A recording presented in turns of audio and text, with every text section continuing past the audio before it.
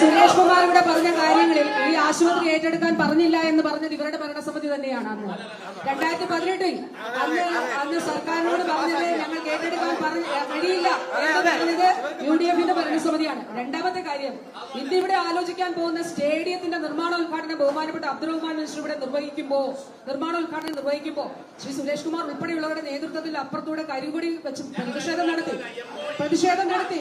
എന്തിനാണ് 15 വർഷമായി